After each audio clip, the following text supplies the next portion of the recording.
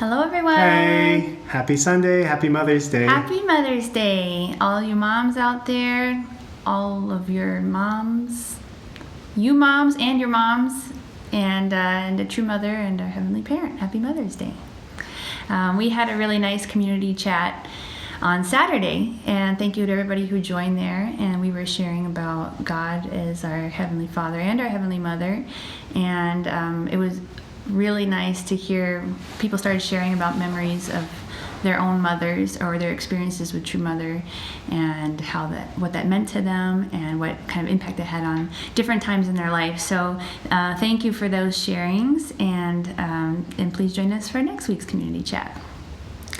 I have a little bit of a message prepared today for kind of on the theme of Mother's Day, and something that I've been thinking about a lot recently is the role of our Heavenly Parent as both our Father and our Mother. And it was actually brought about by a conversation that's going on online in one of these groups I'm part of that consists of a lot of older second generation and young first generation moms.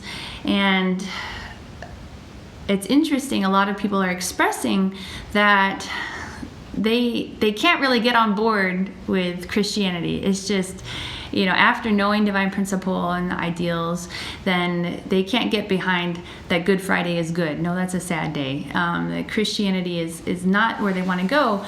But there's something about the way that Christianity is expressing God, especially in modern Christianity right now, that's very appealing.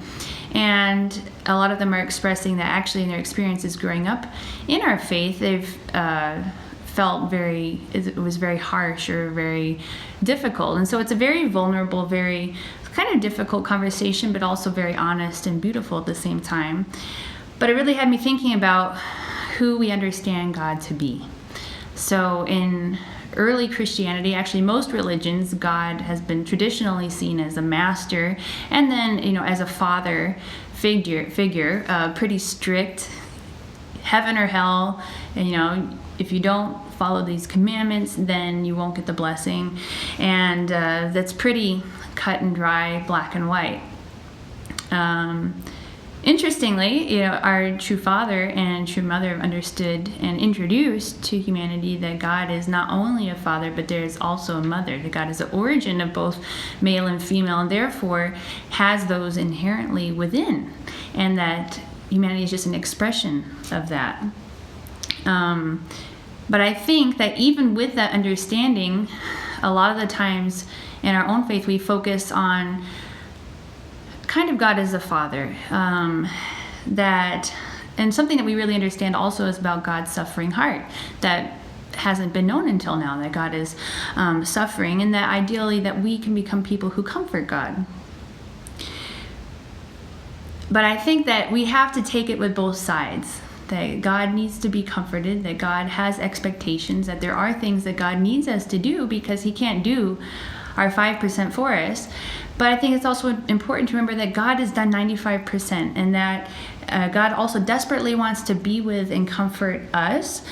That's what Shimjung is. It's the irrepressible desire to give and to receive love, and that God has that with each one of us, and that even if we make a mistake, or even if we fall short sometimes, that there's still an unconditional enveloping love that God has for us. And I think it's also a reciprocal relationship. Yes, we want to become people who can comfort God's heart. Nobody in history has understood God's suffering heart. Nobody's really understood what kind of position God is in. But we can't really be the people to comfort God's heart. We can't really be the people to show God's heart to others unless we have also experienced what is God's more motherly heart, or what is God's comforting heart towards us. So, there's in God, there's the father and the mother, and there's kind of roles that we typically assign to a father or to a mother. And just a disclaimer, both parents can assume different roles, and in some parents it might be kind of opposite, but basically there are two types of roles that parents and our Heavenly Parent and our true parents play. There's the kind of fatherly, tough love role that, that gives the vision, and this is the goal, this is the ideal. You can do it. You don't give up. You've got this. And even if it's tough, just keep pushing. And you might be in a tough spot right now, but what can you learn from it that'll make you a better person? And don't dwell on the difficulties, grow from it. And this is like sometimes the tough love that we get, that we really need to kind of get us moving sometimes and to go to the next level, understand more, to grow more. And then we also think about the mother's role, or the motherly side of God, that just loves us no matter what, even if we fail or we make mistakes. The mother is like the person who you just walk in the room and the mother is just happy to see you. Doesn't matter if you're a mess. Doesn't matter if you what you accomplished that day. The mother is like, her eyes just light up because you're there. And God has that same feeling about us too, I believe. And she's the one who tells us, I know that you've been doing your best with what you have, and it's like the comforting side of God. And what I want to say about this is that I don't think that they're actually as different from each other as we sometimes think. That actually they're both, God is united, true parents are united, ideally husband and wife are united. So the goal and the vision and the direction that they're going is the same. But we understand the necessity for different methods to get there, sometimes different methods to help our children grow. And sometimes it's the tough love, and sometimes we need to be embraced and comforted where we're at to give us like a fresh start and energy to move forward again. So I just really want to acknowledge our Heavenly Parent and our true mother, and for that role and for teaching us that about God. And I really hope that we can remember that we are also representatives of God to our own children and to the people of this world. And let's not forget also the motherly side of God, the embracing side of God that so many people are missing. So, I do have one quote to share with you on this topic. This is from the Chansangyang, under the chapter of True God, section 3, and it's God is our true parent. As God's substantial object partners, a man represents God's yang characteristics, and a woman represents God's yin characteristics. The principle of creation divides God's characteristics into two genders and then brings them into union again as one body. Through union, they come to resemble God's original characteristics.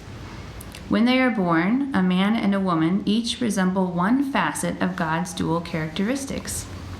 Accordingly, the union of one man and one woman is the union of God's yang and yin characteristics. In other words, by uniting, they become a harmonious being that resembles God. Thus, the two people as husband and wife form a union that resembles all facets of God.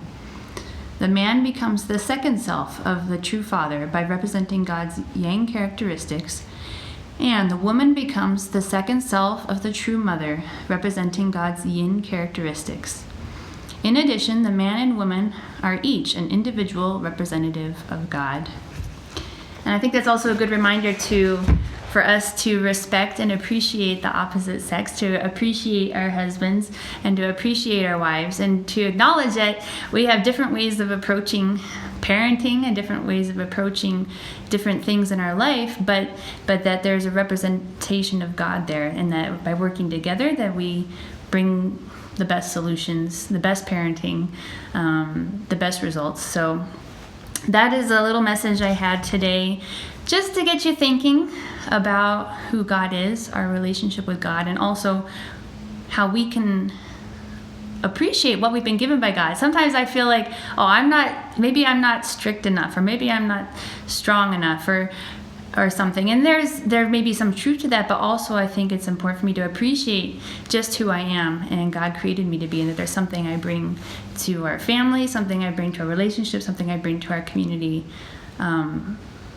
by being a representative of God that way. So That's my little message. We have a few announcements and updates for you as well. Thank you.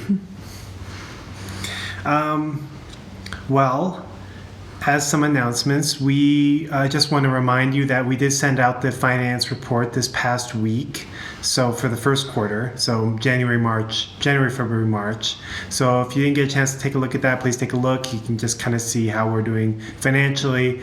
Of course, we're going to see a lot more probably the effects of the coronavirus in more like April and May, but I guess we'll see how that looks. But a big thank you to Peggy for putting that together, always putting those financial reports together for us. She does an amazing job. Yes, thank you. And if you didn't get it, just let me know. I can send it out to you again.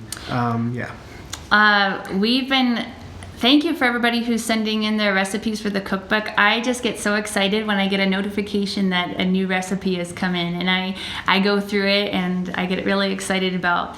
We're having recipes from all different cultures and all, we've got desserts and we've got salad dressings and we've got appetizers, and it's just really exciting to me to see all these recipes coming in. So if you haven't yet, please try to make some time this week to make your favorite meal.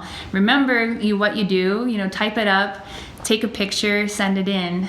We'd love to start compiling this into an actual cookbook to share as a community. So send those recipes in. Yep. Also this week, we had some really awesome work done on the church. We've replaced the floor, this really kind of dirty carpet and stained carpet that was in the playroom, the one right next to the dining room for children. So really excited for that, and we're still putting the finishing touches on it. It's kind of funny whenever you replace something that's old with something new, then some other aspects of it become very obvious. Like, we could see the trim. Oh, the trim really needs to be repainted, things like that. So working on that, planting flowers, kind of doing some of the things that we would normally be doing at the spring refresh, preparing for summer and whatnot. So getting some of those things done. And it's been really, really nice just to see some, color and life happening around the building. Laurette said in our community chat, it's going to be like a new church when we come back to church. And I said, well, we haven't done too much yet. We've got the parking lot and the playroom floor and a few things, but the longer this goes on, the more it will change by the time you get back. Yeah, hopefully not however too long much. that is. Yeah, we'll see. Also, Dave Mahardy putting in some watering spigots for gardening and making things easier to grow some plants in the planters and things like that. So, yeah, he's been working hard. It's really awesome. And then lastly, I just want to make a mention about, it's fitting that today is Mother's Day. Many of you have heard that our true mother, her autobiography is coming out in English at some point within the next month or so, probably. And our national headquarters is doing a campaign right now to be able to accept people's pledges to be able to distribute 100,000 copies of this book. You may remember that when True Father's autobiography came out, we did something similar. And so right now, you can go online to this website, and which we'll have posted here and in the email and everything, where you can make a pledge to receive 43 of these books, or order 43 of these books, and start thinking, who could I give this book to, or who do I know that would really appreciate this book. And so so you can go on now and make kind of a pledge to that you're going to do this, or at the very least, this book will be available through Amazon. It'll be available digitally. We'll receive copies here at the church, I'm sure, when they're available. So I just wanted to, let you know that that's there. Yep. Those are all of our announcements for this week. I really hope that all of you take a little bit of time to thank your mom for giving you life and for being your mom, whether she's with you in your house or you can't be with her in person, but you give her a call, or even if she's in spirit world, that you just send your love to her, and take some time to appreciate our own parents, our true parents, and our heavenly parent. So happy Mother's Day, everyone. Happy Sunday, and we can't wait to see you again soon. All right. Okay, thank you. Bye.